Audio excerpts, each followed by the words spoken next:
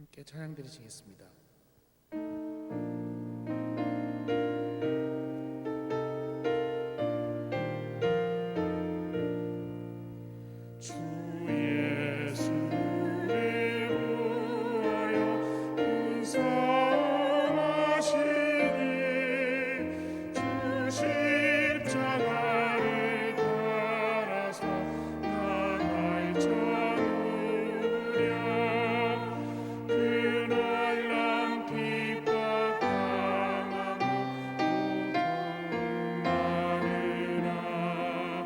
제 십자가를 지고서 늘 찾느니로다. 주 예수 고난 당할 때 저 원수를 위하여 제 용서함을 빔같이 고비쳐 누르랴.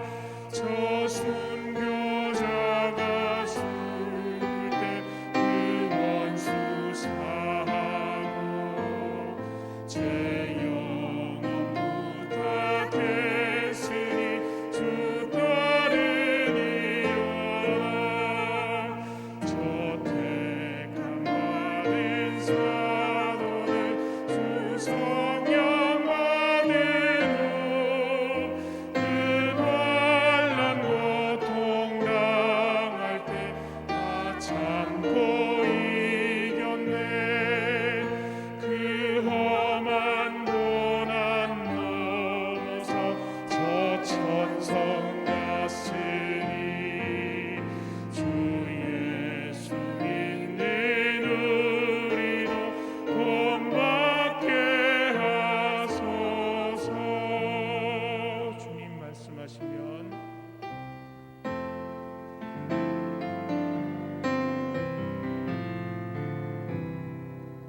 주님 말씀하시면 내가 나아가리라. 주님 뜻이 아니면 내가 멈춰서리라. 나의 가고 서는 곳 주님 뜻에 있으니 오 주님 나를 이끄소서. 주님 말씀하시면 내가 나아가리라. 주님 뜻이 아니면 내가 멈춰서리라. 나의 가고 서는 곳 주님 뜻에 있으니 오 주님 나를 이끄소서. 뜻하신 그곳에 나 있기 원합니다. 이끄시는 대로 순종하며 살리니 연약한 내 영혼 통하여 일하소서. 주님 나라와 그 뜻을 위하여 오 주님 나를 이끄소서. 주님 말씀하시면 내가 나아가리라. 주님 뜻이 아니면 내가 멈춰서리라. 나의 가고 서는 곳 주님 뜻에 있으니 오 주님 나를 이끄소서. 뜻하신 그곳에 나 있기 원합니다. 이끄시는 대로 순종하며 살리니 연약한 내 영혼 통하여 일하소서. 주님 나라와 그 뜻을 위하여 주님 주님 나를 이끄소서. 너 어디 가든지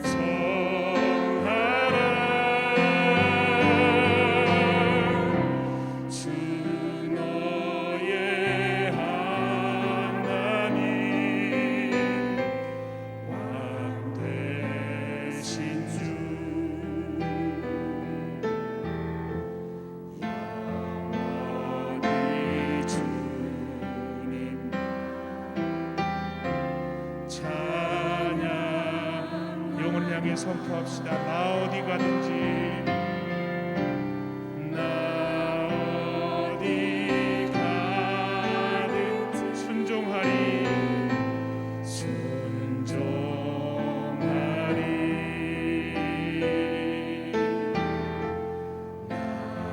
어디 충성하리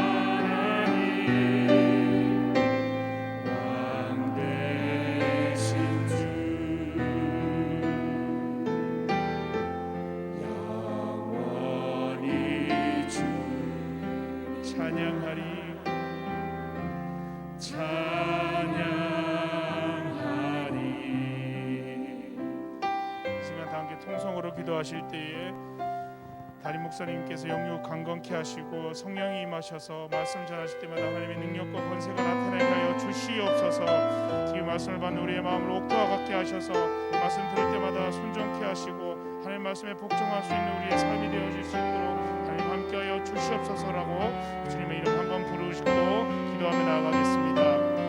주여, 우리에게 귀한 말씀을 주기 이 시간에 우리를 부르신 하나님 아버지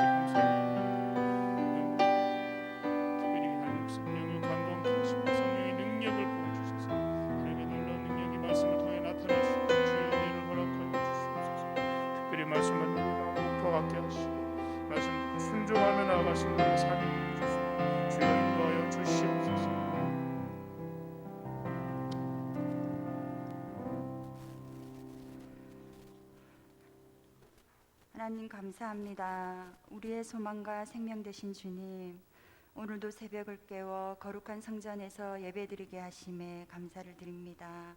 우리의 죄와 허물을 위해 죽기까지 사랑하신 예수님의 십자가의 보혈과 사망에서 건져주신 십자가의 능력을 날마다 기억하여 우리의 삶 중심이 주님 뜻을 이루심에 합당한 삶 살기를 원합니다.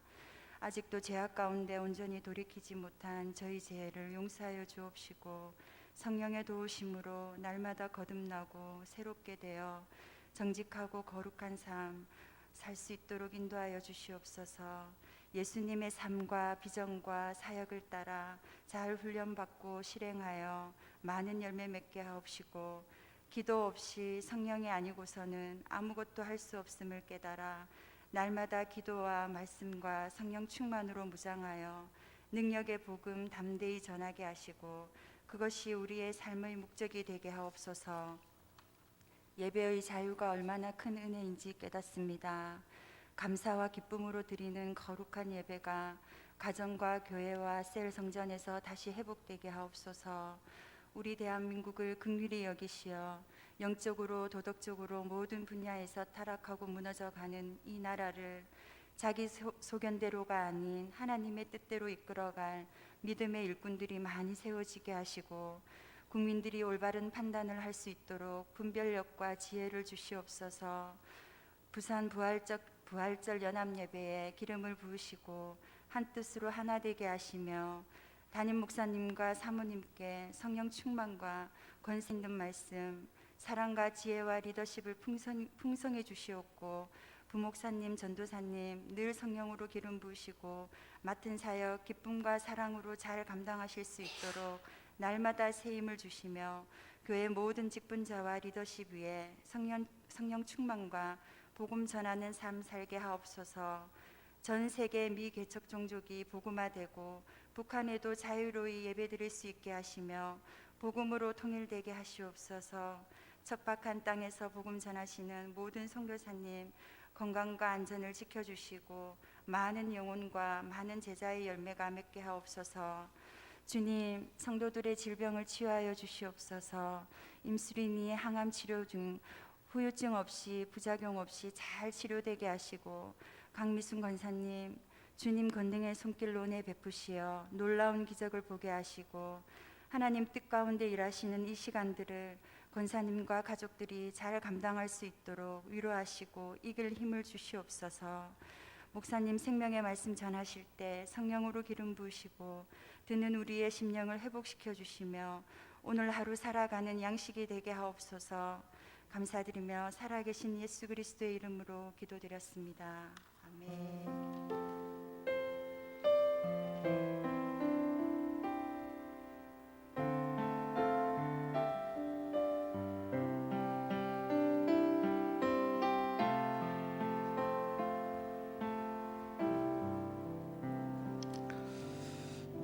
사도행전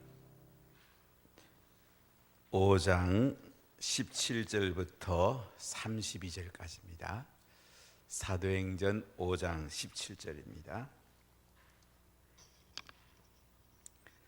대제사장들 제사장과 그와 함께 있는 사람 즉 사도계인의 당파가 다 마음에 시기가 가득하여 일어나서 사도들을 잡아다가 옥에 가두었더니 주의 사자가 밤에 옥문을 열고 끌어내어 이르되 가서 성전에 서서 이 생명의 말씀을 다 백성에게 말하라 하며 그들이 듣고 새벽에 성전에 들어가서 가르치더니 대제사장과 그와 함께 있는 사람들이 와서 공회와 이스라엘 족속의 원로들을 다 모으고 사람을 옥에 보내어 사도를 잡아오라 하니 부하들이 가서 옥에서 사도들을 보지 못하고 돌아와 이르되 우리가 보니 옥은 든든하게 잠기고 지키는 사람들이 문에 서 있으되 문을 열고 본적 그 안에는 한 사람도 없더이다 하니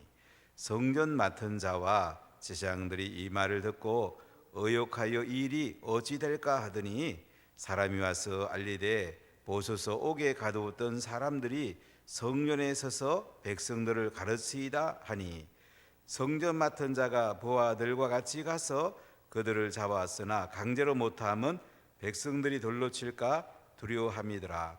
그를 끌어다가 공회 앞에 세우니 대상이 물어 이르되 우리가 이 이름으로 사람을 가르치지 말라고 언금하였으되 너희가 너희 가르침을 예루살렘에 가득하게 하니 이 사람의 피를 우리에게 돌리고자 함이로다. 베드로와 사도들이 대답하여 이르되 사람보다 하나님께 순종하는 것이 마땅하니라. 너희가 나무에 달아 죽인 예수를 우리 조상의 하나님이 살리시고 이스라엘에게 회개함과 제사함을 주시려고 그를 오른손으로 높이사 임금과 구주로 삼으셨느니라. 우리는 이 일의 증인이요 하나님이 자기에게 순종하는 자들에게 주신 성령도 그러하니라 하더라. 아멘. 사도행전은 복음이 성령의 그런 부분으로 흘러가는 역사들을 우리에게 말씀을 합니다. 사람을 세우고 교회를 세워서 제자들을 통해서 복음이 전해지고 있습니다. 그런데 하나님께서는 힘있게 복음이 전해지다가 아나니아와 삽비라가 성령을 속이는 일이 일어나게 됩니다. 자기 소유를 팔아서 하나님께 다 드려야 되는데, 부분만 드린다면 또 정직해야 되는데, 부분 드리놓고는 다 드렸다고 하나님을 속이고 성령을 속이다가 결국 두 사람 다 죽임을 당하게 됩니다. 바나바가 밭을 팔아서 사도의 발 앞에 두니까 존경받는 걸 보고 이들은 교회에 상당히 영향력을 미치는 사람들인데 자기들도 재산 팔아가지고 한번 해보려다가 그들은 죽임을 당합니다. 성령을 속이는 죄가 이렇게 무서운 거죠. 초대 교회가 다시 거룩성을 회복하는 걸 볼 수가 있습니다. 교회는 사랑이 넘쳐야 되고 거룩해야 됩니다. 이 자유주의 신학자는 계속 사랑하면서 동성애를 인정하자고 하는데 거룩을 몰라서 그렇습니다. 동성애는 거룩을 배반합니다. 교회는 거룩해야 되고 그러면서 사랑이 넘쳐야 되고 복음이 전해져야 되고 제자들이 세워져야 됩니다. 저는 운하교회가 초대교회로 돌아가기를 늘 기도하는데요. 이 초대교회를 보면은 부흥된 그 뿌리에는 하나님의 거룩함이 있었고 거룩함 속에 성령께서 강력하게 기름 부으시는 것을 볼 수가 있습니다. 사람이 어떻게 거룩할 수 있는 게 아니에요. 하나님이 성령을 부어 주셔야만이 거룩할 수가 있고, 근데 초대교회는 성도들이 잘못할 때에 징계한 걸 볼 수가 있어요. 한국교회가 징계가 무너지면서 한국교회가 많이 내려앉았는데, 이 교회 징계하면 다른 교회 가서 그냥 또 신앙생활하고, 그럼 거기에서 받아주고, 이게 이제 교회 질서를 무너뜨리게 되어버리는데, 초대교회는 하나님 앞에 바로 서지 않았을 때, 거룩하지 않았을 때 하나님이 직접 징계했습니다. 참 무섭죠? 아나니아가 재산 팔아가지고 얼마를 감추고 얼마를 사도들을 발 앞에 뒀을 때, 아나니아가 사단이 네 마음에 가득해서 네가 성령을 속이고 땅값 얼마를 감췄다. 이때만 아나니아가 회개해도 살았을 거예요. 사람에게 거짓말한 것이 아니고 하나님께다. 그렇게 베드로가 말한 다음에 바로 엎드러져 가지고 사람들이 장사하려고 매가죠. 3시간 뒤에 삽비라고 와가지고 일어날 일 알지 못하고 이 땅값 판 것이 이것뿐이냐. 그러니까 예, 이것뿐입니다. 베드로 사도를 속였어요. 영적 지도자를 속이는 것은 하나님을 속이는 겁니다. 베드로는 다 알고 있습니다. 아주 기름 부음이 강력할 때입니다. 그러니까 베드로가 네가 주의 영 성령을 시험하라느냐. 네 남편을 장사하고 오는 사람들이 발이 지금 문 앞에 이르렀는데 또 너를 메어 내가리라. 베드로가 징계의 말씀을 전하자마자 손이 엎드러져 가지고 또 메어다가 남편 곁에 장사합니다. 이 일을 통해서 사람들이 하나님을 두려워하게 되죠. 온 교회와 이 일을 듣는 사람들이 다 크게 두려워하니라. 초대교회의 거룩성이 깨졌더라면 이제 교회는 칭찬받지 못했을 것입니다. 교회는 무너지기 시작했을 것입니다. 교회가 거룩성이 무너지면 내리막길로 갑니다. 교회는 정직해야 되고 말씀에 입각해야 되고 성령 기름이 흘러가야 되고, 잘못된 사람은 정확하게 징계할 때에 교회는 건강합니다. 초대교회가 내리막길 갈 뻔했는데 사도들이 성령 충만한 가운데 성도들과 함께 교회를 살려냅니다. 그 다음에는 표적과 기사가 막 나타났죠. 병든 자가 낫고 하나님의 기적들이 나타나고 수많은 남녀의 무리들이 교회로 돌아오고, 그리고 믿지 않는 사람들이 두려워가지고 가까이 못하고 적당히 믿는 사람들이 없어지게 됩니다. 저는 교회를 목회하면서 가슴 아픈 것 중에 하나가 이 오래 믿으면 굳어지는 사람들, 그 다음에 적당히 믿는 사람들, 간 믿어도 적당히 시작하는 사람들이 있어요. 가장 불쌍한 사람들이에요. 그러면 하늘의 놀라운 것들을 경험할 수가 없어요. 우리는 땅에서 하늘의 삶을 사는 사람들인데 땅에서 하늘의 삶을 살지 왜 땅에서 땅의 삶을 삽니까? 하나님 나라 가치로 살면 하늘의 삶이 밀려오고 하늘의 선물들이 밀려오고 하늘의 복들이 밀려오고 기적과 기사들이 나타나기 시작하는데 어중간하게 믿으니까, 적당하게 믿으니까 이 하나님의 놀라운 일들을 경험을 못해요. 초대교회의 거룩성이 유지되니까 아나니아와 삽비라가 성령을 쏘겠다가 하나님을 시험했다가 베드로의 그 성령 충만한 가운데 징계함으로 초대교회는 계속 성령 충만한 상태로 가는 것을 볼 수가 있습니다. 교회는 사랑이 넘치고 거룩하고 성령의 기름 부음이 있고, 이게 너무 중요해요. 가정도 마찬가지예요. 가정도 잘못한 자녀는 징계해야지 그 자녀가 똑바로 씁니다. 자녀가 잘못했는데도 계속 오냐오냐 하고 네 마음대로 하라고 그러고 그럼 자녀를 죽이는 거예요. 자녀가 잘못하면 정확하게 말씀으로 그건 아니다, 징계할 건 징계하고 칭찬할 건 칭찬하고, 그래 바로 쓸 수가 있어요. 여러분, 교회와 가정은 하나님이 세운 가장 중요한 이 땅에서 하늘을 경험하는 두 기관입니다. 자, 그런데 오늘 17절에 이런 말씀이 나와요.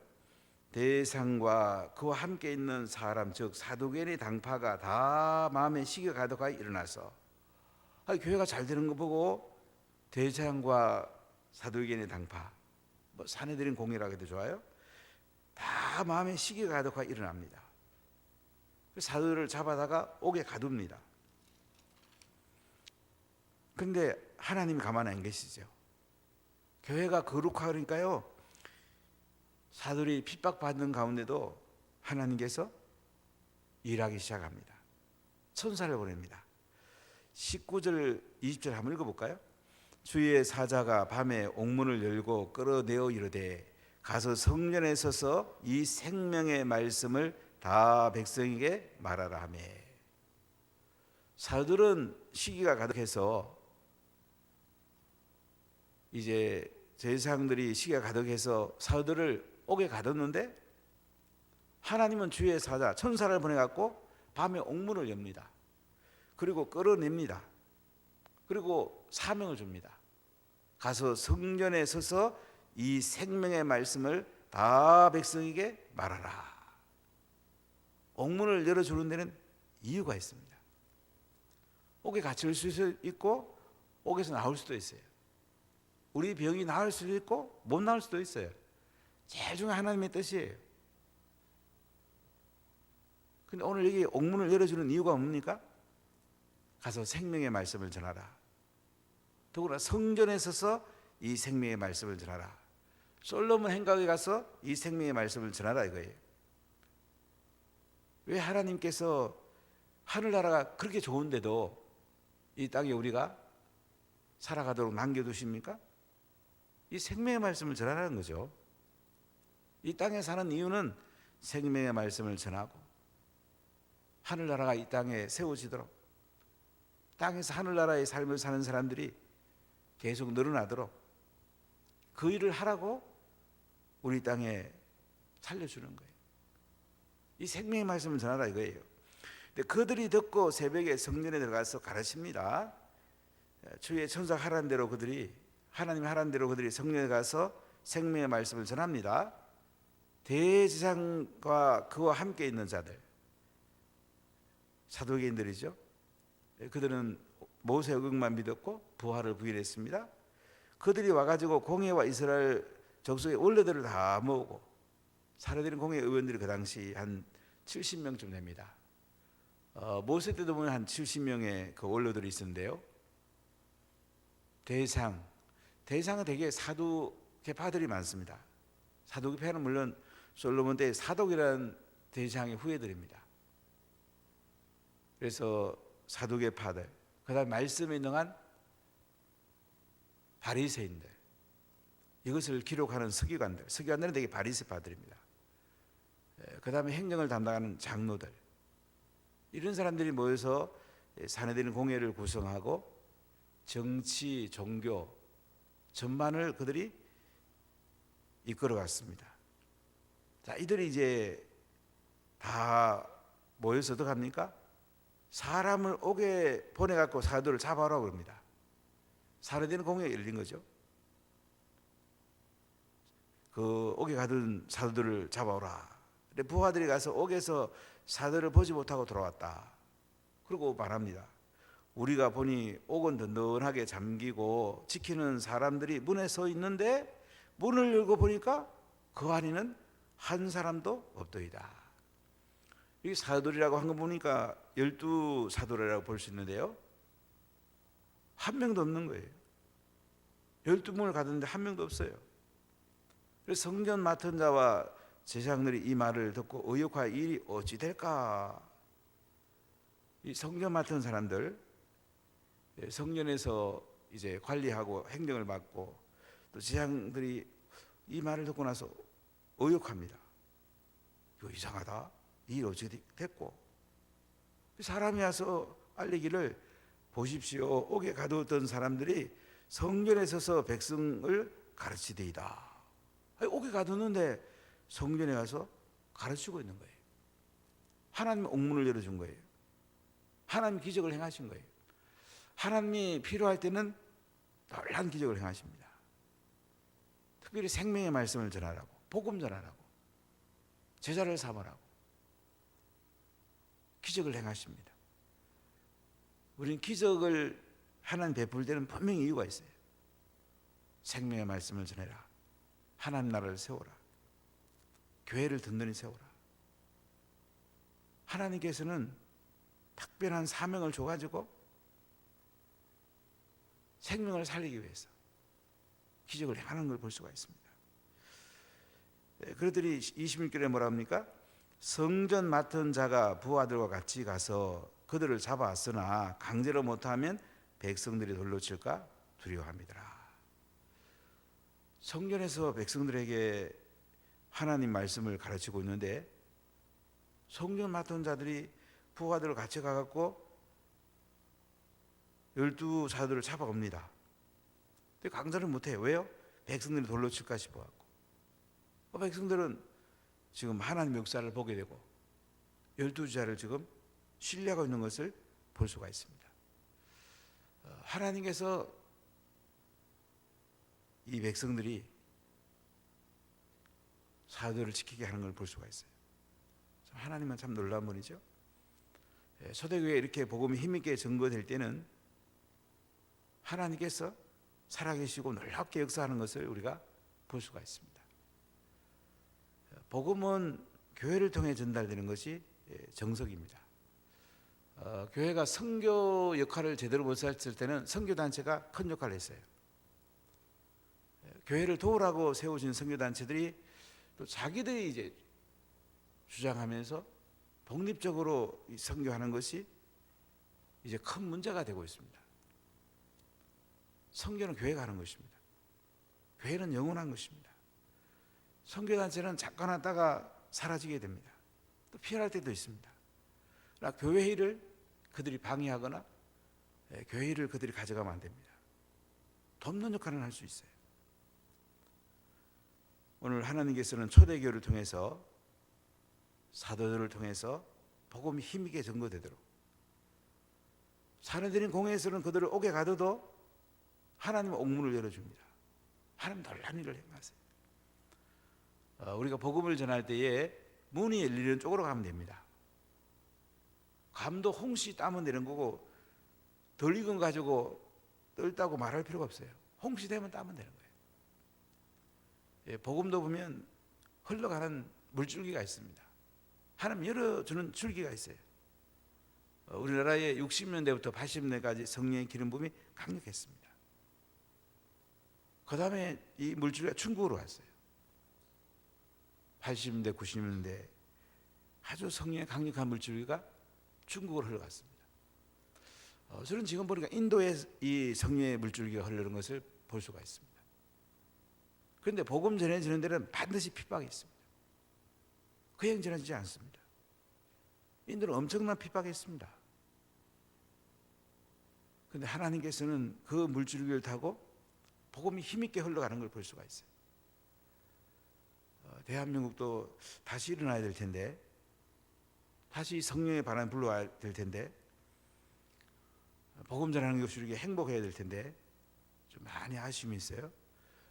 일본은 그래도 1000명에게 복음 전하면 1명 예수 믿는다고 합니다. 그러나 대한민국은 70명에게 복음 전하면 1명 예수 믿는데요. 그래도 괜찮잖아요.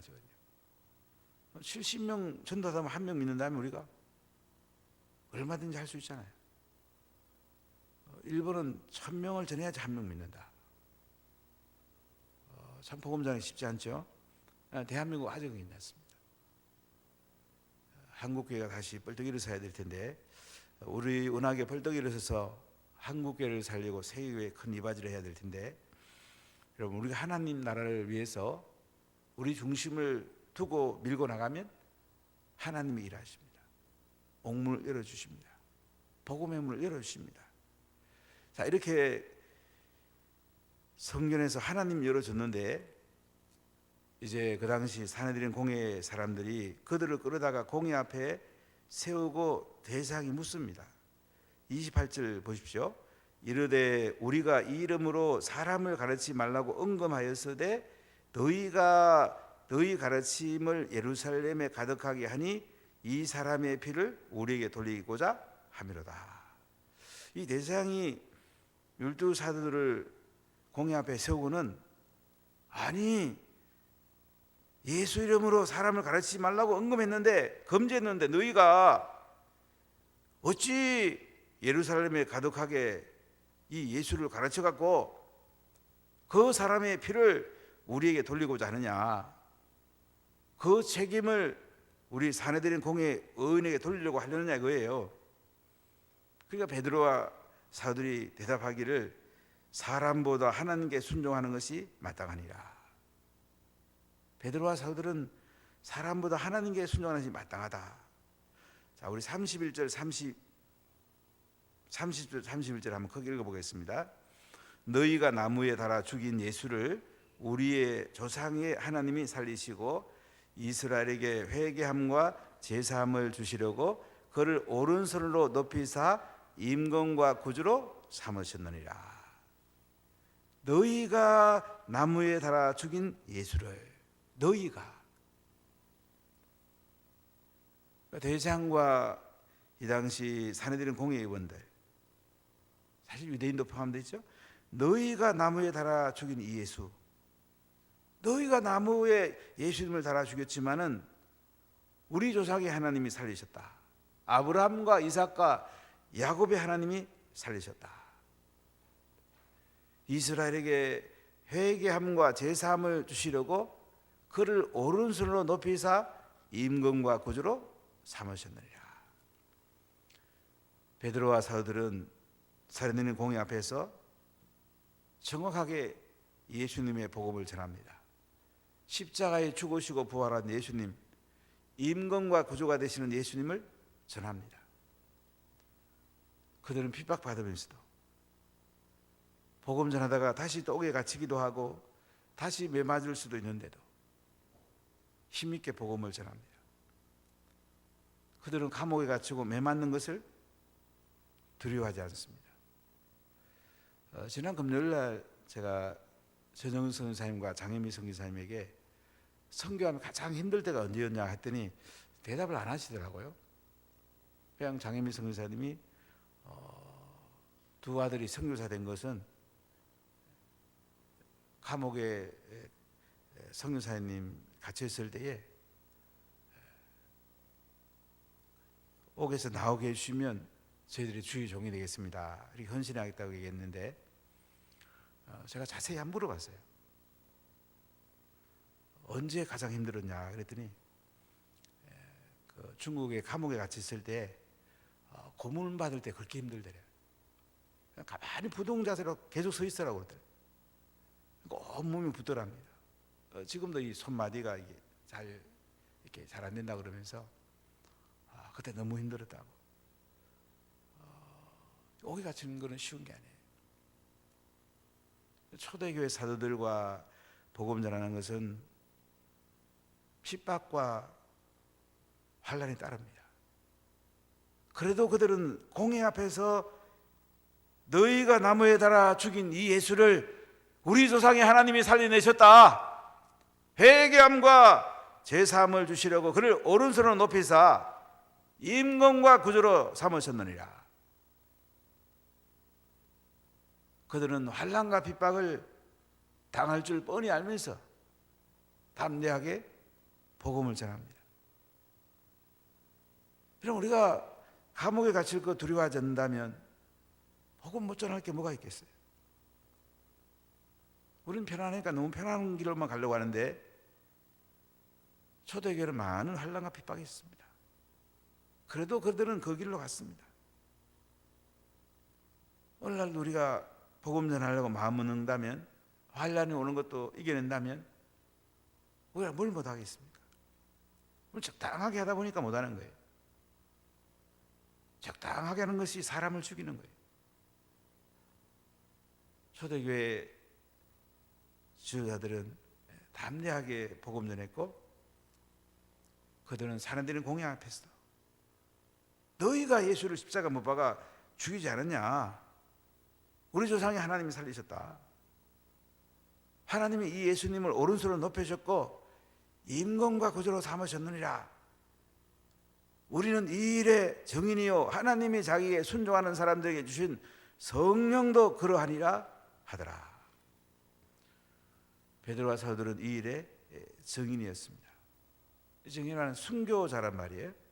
순교하기까지 그들은 복음을 전한단 말이죠. 하나님이 자기에게 순종하는 사람들에게 주신 성령도 그러하리라. 성령도 그러하다. 사랑하는 성도 여러분, 복음 전하는 것은 뒤순서가 아닙니다. 예수 믿는 사람에게 가장 우선 순서가 복음 전하는 거예요. 근데 신비한 일은 복음을 전해보면 내가 하는 일도 잘 됩니다. 복음을 우선순위에 두면 내가 하는 일이 굉장히 잘 돼요. 이동원 목사님께서 이제 미국에서 온 사학과를 통역을 여러 번 하시는데, 아주 믿음의 사람들은 한국에 와서 사학과들이 우리 한국에 있는 다른 사학과랑 이게 연결하는 통역을 했는데, 그때마다 사형리로 복음 전하고, 그러고 나서 사업 계약하는 걸 보고 참 많은 감동을 받았다는 얘기를 들었는데, 우리가 복음을 전하다 보면 신비한 일이 일어나요. 하나님이 일하기 시작해요. 오래전에 요한 선교단인 게 있었는데 성경 암송하는 선교단이었습니다. 거기 대표되는 분은 보험을 하던 사람이에요. 자기는 항상 보험 하려고 나가서 항상 복음을 먼저 전한대요. 신기하게 그렇게 많은 사람들이 보험 든대요. 자기 보험회사에서 몇 년 동안 1등 했다고. 이게 신비하다는 거예요. 하나님이 그렇게 한다는 거죠. 우리는 자꾸 복음 전하는 걸 뒷순서에 두기가 굉장히 쉬워요.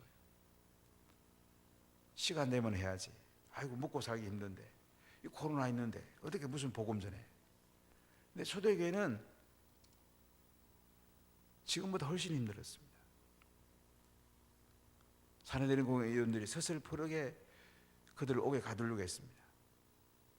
그래도 그들은 공회 앞에서까지 너희가 나무에 달아 죽인 이 예수를 우리 조상이 하나님께서 살리셨다.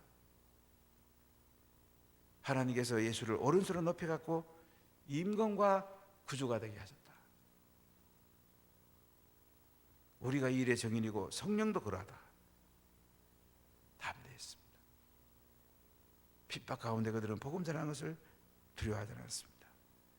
그러니까 매 순간 매 순간 하나님의 역사가 나타났습니다. 우리가 초대교회로 돌아갈 수는 없을까요?